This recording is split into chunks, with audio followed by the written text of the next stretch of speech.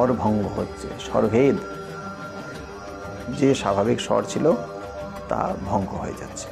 স্বরভেদাদি ভীর তনু ভাবৈর অভিনয় প্রয়োতব্য, অর্থাৎ এগুলি প্রভৃতি অনুভব দ্বারা, তনু অনুভব দ্বারা এর প্রয়োগ করতে হবে। এক্ষেত্রে আমরা যদি নতুনভাবে এগোতে থাকি তাহলে আমাদের পরবর্তী যে স্তোত্র তার মধ্যে আমরা সেগুলি পাচ্ছি। ব্যভিচারী ভাব কি কি হতে পারে? এর ব্যভিচারী ভাব হচ্ছে, অনুভাব হলো ব্যভিচারী ভাবগুলি কি কি বলছে। ব্যভিচারী ভাবাচাস্য স্তম্ভ সেদ। স্তম্ভ মানে হচ্ছে